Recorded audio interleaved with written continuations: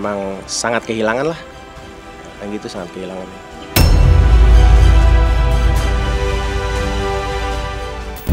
Barang-barang berharganya bisa bermanfaat. Amin, amin. Amin, amin. Kabul. Alhamdulillah. Amin. Mendapat keselamatan di akhirat.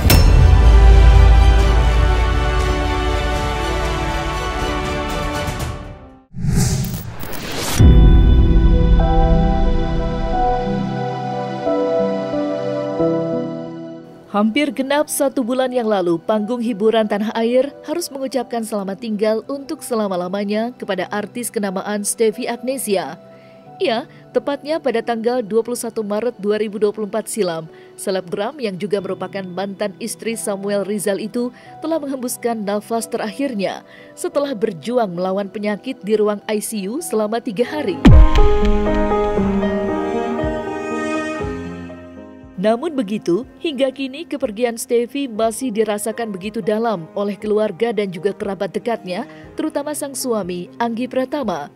Bagaimana tidak, semasa hidupnya, almarhumah Stevie Agnesia dikenal sebagai seseorang dengan hati yang baik dan tak pernah sungkan memberikan bantuan kepada orang-orang yang kurang beruntung. Demi mengobati rasa rindu yang terus membelenggu relung hatinya, Anggi Pratama lantas melanjutkan kebiasaan mulia sang istri semasa hidup, yaitu berbagi kepada sesama. Iya, beberapa waktu yang lalu, Anggi Pratama sempat meluangkan waktu untuk berkunjung ke salah satu masjid di ibu kota, sembari membagikan beras kepada warga sekitar yang membutuhkan uluran tangannya.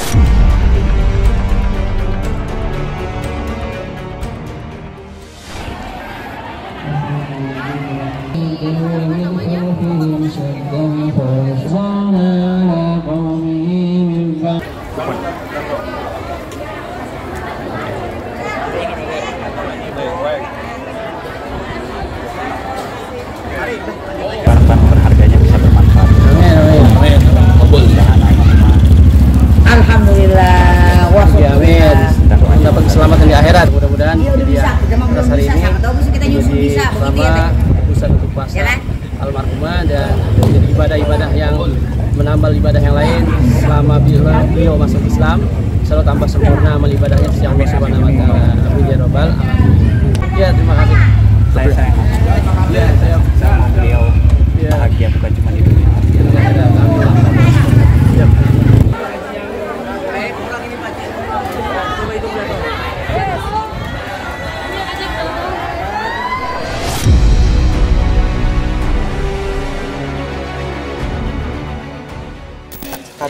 Sosoknya seperti apa sih? Doain ya, baik banget. Stevie itu adalah orang paling baik. Dia selalu mikirin orang lain.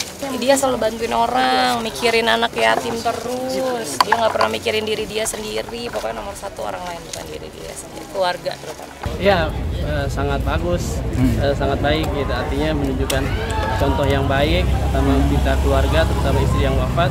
Kedua, mencontohkan kebaikan, sikap sosial sebagai muslim yang baik. Silaturahmi itu alhamdulillah selalu terjalin.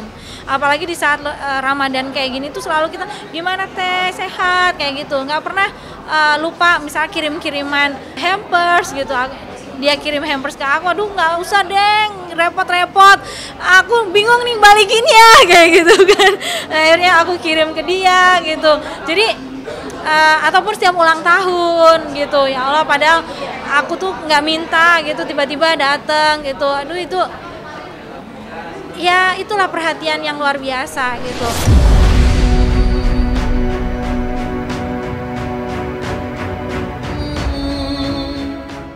Menjalankan kebiasaan mulia yang kerap dilakukan sang istri semasa hidup bukan pula satu-satunya cara bagi Anggi Pratama untuk melepaskan rasa rindu terhadap almarhumah Stevie. Ya, karena pria yang berprofesi sebagai pilot itu juga seringkali mengunjungi makam tempat sang istri dikebumikan untuk sekedar menumpahkan kerinduannya. Sampai-sampai Anggi pernah mengunjungi pusara Stevie dalam keadaan gelap gulita di tengah malam selepas dirinya menjalani iktikaf pada bulan Ramadan lalu. Konon, hal itu rela dilakukan oleh Anggi karena dirinya teringat akan sosok almarhumah Stevie dalam renungannya usai mendengarkan ceramah.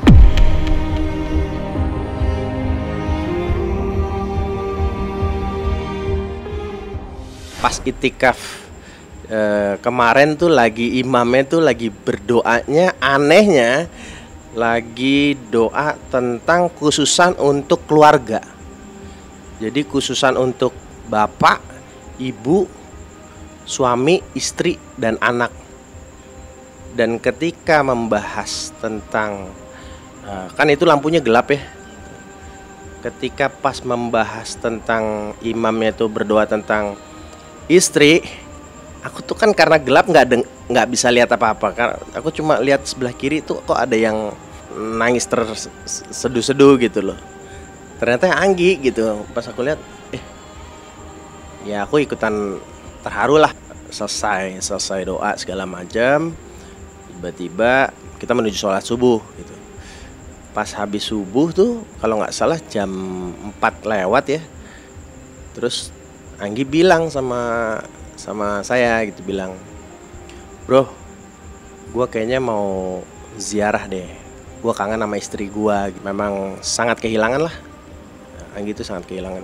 Down itu pasti ya, mungkin beda-beda orang, cuma kalau aku lihat kapasitas Anggi down tuh jelas, cuma dia tidak, ibaratnya bahasa Sundanya tidak pundung lah, tidak murung, tidak pundung, dan akhirnya tetap dia kok, maksudnya dengan jobnya dia sebagai pilot, dia tetap terbang, nggak ada masalah, dia tetap kerja, dia juga nggak ada tiba-tiba gue nggak mau kerja lah, gue mau di kamar aja, gue mau tidur, ngambek itu enggak gitu. Ya cuma dia kayak ya manusia biasa, kenapa sih kok udah dipanggil duluan gitu, kayak kenapa sih kok gitu, kok gini, kok gitu, ya hal yang wajar lah gitu. Hal yang sebenarnya aku perhatiin, Anggi juga manusia biasa gitu. Ya aku lihat cintanya sungguh luar biasa sama Steffi sih. Di rumah alhamdulillah sebenarnya baik-baik aja, cuma Mas Anggi pasti masih kaget-kagetan. Kalau lagi rame gini kan nggak kerasa ya, nggak terlalu terasa, tapi kalau misalnya udah jam 12, jam 1 tuh biasanya nelfon aku atau telepon ke temennya, video call, minta temenin. Tapi dari kemarin sih teman-temannya standby sampai pagi gitu-gitu. Kalau misalnya aku nggak ada, dia telepon, biasanya malam-malam jam 12 tuh udah lagi ngapain, cuma butuh teman ngobrol, karena biasanya kan teman ngobrolnya dan lain-lain kan Steffi almarhumah ya. Jadi karena udah nggak ada, jadi ya telepon aku, telepon Okti adekku, ada telepon teman-temannya juga ya. Kita semua juga bilang ya Mas Anggi harus kuat, karena kan ada anak-anak, dan yang pasti keluarga kan nggak ninggalin, pasti terus bareng-bareng. Jadi mungkin itu salah satu penguat Mas Anggi ya, tapi yang paling utama adalah anak-anak sih. Dan ya inget, itu kan titipan dari almarhumah ya, semua Cila, JJ, Jojo itu kan titipan untuk kita, keluarga kan dari almarhumah. Ya udah, jadi itu penguat Mas Anggi sih gitu.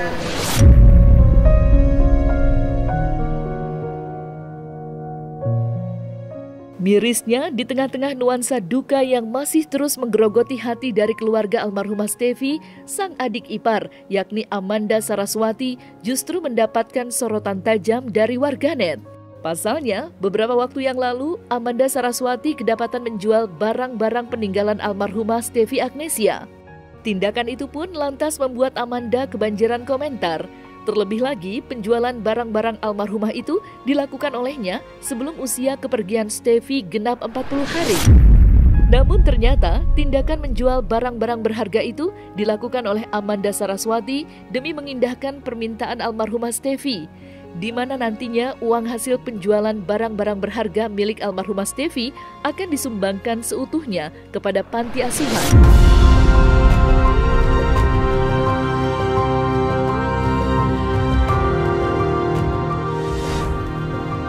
Ini juga ada celana Missoni warna pink. Ini aku buka di 7 juta rupiah. Nih, warna pink lucu banget. Pokoknya kalian kalau beli baju hari ini itu nggak akan menyesal, karena ini light new. Semuanya light new. Kalau ada defek, kalau ada kekurangan, pasti seperti biasa aku pasti akan kasih tahu ke kalian. Manda, ada apa lagi? Sabar ya, sabar. Kuncinya adalah kesabaran. Jadi yang atas ini 6 juta, ada yang mau nggak? Punya almarhum ya Manda, punya aku, punya almarhum, punya banyak deh pokoknya. Mohon maaf lahir batin nih. Ada yang mau nggak Missoninya? Ayo. 8,5 sih. Padahal bajunya 25 juta.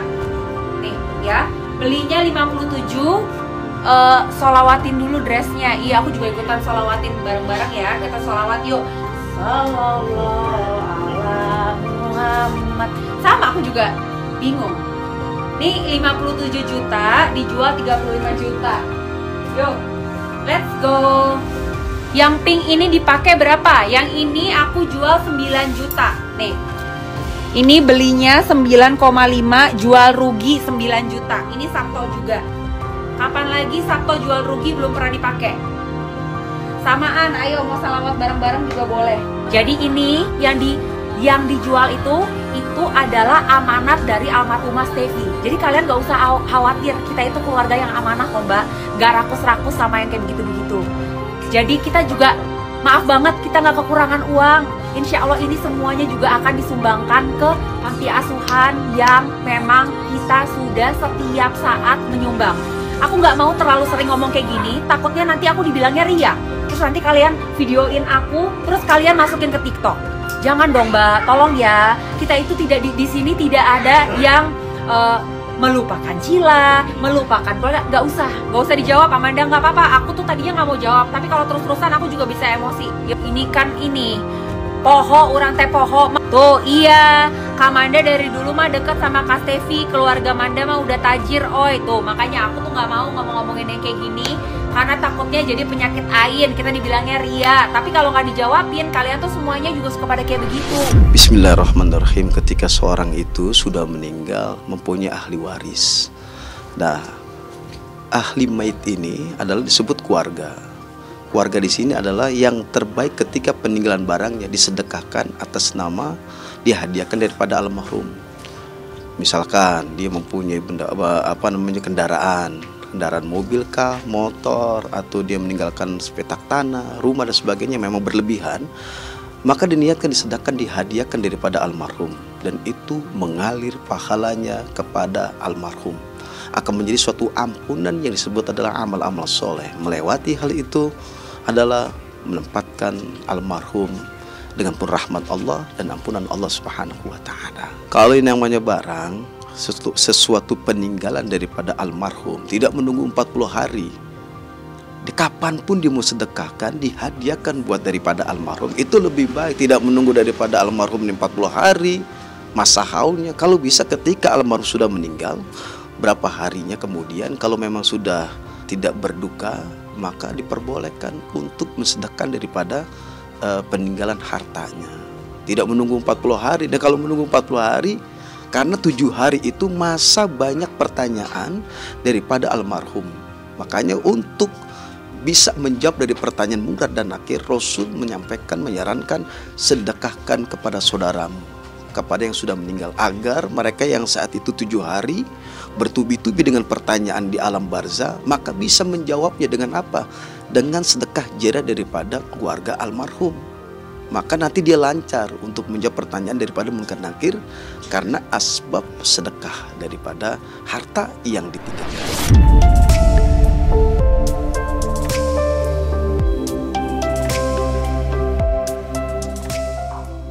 Tak bisa dipungkiri, kisah pilu kepergian Stefi Agnesia memang masih menggulirkan tanya.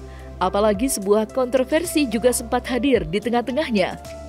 Pasalnya, beberapa pihak sempat meyakini bahwa terdapat campur tangan gaib di balik kepulangan ibu 3 anak tersebut. Selain itu, keberadaan almarhumah juga masih seringkali dirasakan oleh pihak keluarga. Salah satunya adalah yang dirasakan oleh Jojo putranya, di mana bocah yang masih belia itu mengaku pernah dikunjungi oleh sang ibunda di dalam mimpi indahnya. Tidak hanya itu, sampai detik ini, sanak keluarganya nampak terus-menerus menjalankan pesan-pesan almarhumah untuk berbagi kepada sesama. Perilaku-perilaku ganjil tersebut pun menggulirkan tanya, mungkinkah hal itu didasari oleh perasaan tidak tenang Stefi di alam sana? Pasalnya, selama ini Stefi yang selalu dikenang dengan perbuatan mulia, tapi keberadaannya terus dirasakan banyak pihak. Apalagi sebuah hadis yang bersumber pada Abu Hurairah radhiyallahu anhu menyebut kalau roh orang Islam yang meninggal dunia akan berputar-putar di rumah selama 1 bulan lamanya. Lantas, seperti apa pandangan kacamata spiritual dan ahli agama Islam tentang kejanggalan yang muncul di balik kepulangan Stefi? Dan mungkinkah pula Stefi masih belum merasakan ketenangan di peristirahatan terakhirnya? penasaran nggak ada? Jadi gini, ketika orang sudah meninggal, orang meninggal nih, itu yang memperlihatkan dirinya, misalnya si Fatimah meninggal, keluarga Fatimah, oh barusan Fatimah lewat nih, begitu kan? Itu bukan Fatimahnya, bukan rohnya, tapi korinnya. Tahu korin? Jin yang selalu ada di sampingnya ketika dia masih hidup. Mas Hakim punya gorin, Umah punya gorin, kemanapun diikutin. Ketika Umah meninggal, Umah masuk kubur, gorinnya nggak ikut. Nah kalau matinya nggak wajar, ruhnya naik ke atas, ya kan?